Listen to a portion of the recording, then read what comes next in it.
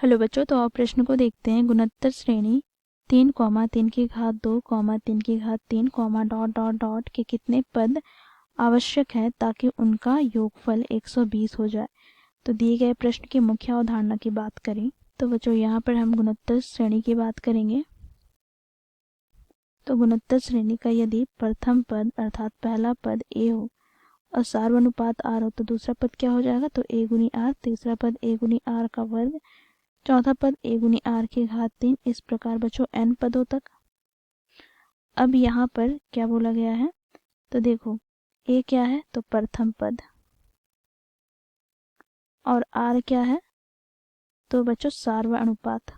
तो बच्चों देखो यहाँ पर हम सार्वनुपात कैसे ज्ञात करते हैं, तो बच्चों देखो दूसरे पद को हम पहले पद से विभाजित करते हैं, या फिर तीसरे पद को दूसरे पद से विभाजित करते हैं, या फिर चौथे पद को हम तीसरे पद से विभाजित करते हैं। तो इस प्रकार बच्चों हमें समान मान प्राप्त होता है, तो जो कि आर के बराबर होता है अर्थात सार्वनुपात के बराबर होता है। अब यहाँ पर हम देखेंगे n पदों का योगफल कैसे ज्ञात करते हैं। तो बच्चों देखो यहाँ पर इसे हम Sn से प्रदर्शित करते हैं।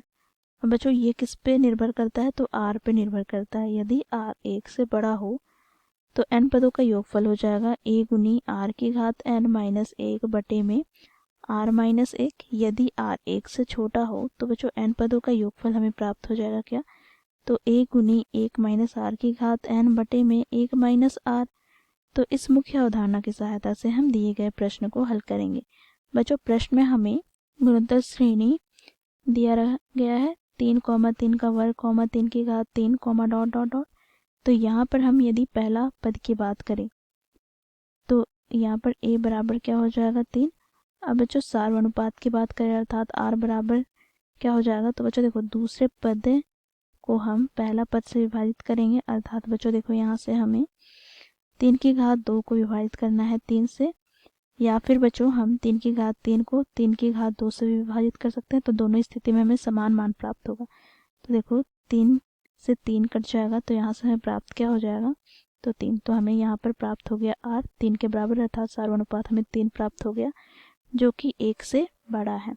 तो यहाँ से बच्चों हम n का मान हमें ज्ञात करना है, जबकि हमें क्या दे रखा है, तो Sn हमें क्या दे रखा है, तो यहाँ पर देखो 120।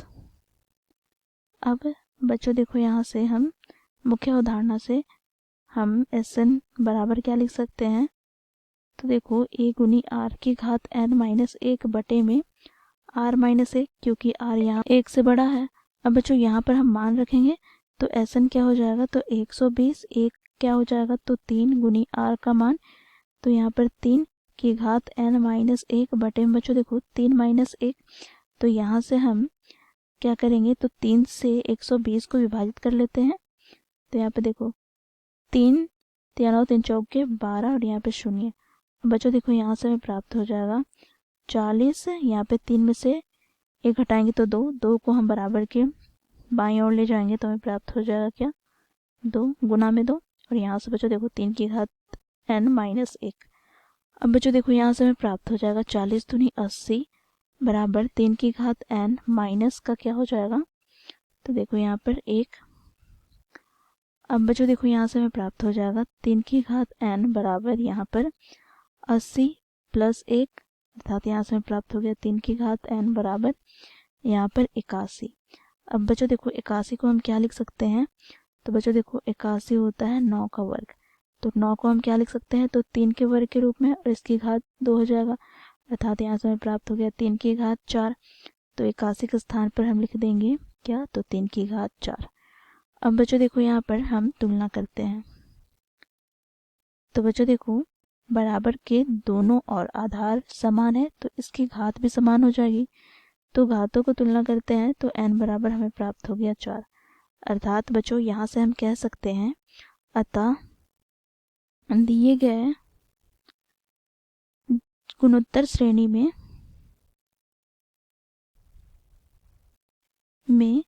पदों की संख्या n बराबर 4 है, जिसका योगफल 120 है। तो इस प्रकार बच्चों हम दिए गए प्रश्न को हल करते हैं। आशा करती हूँ आप लोगों को यह प्रश्न समझ में आया होगा। धन्यवाद।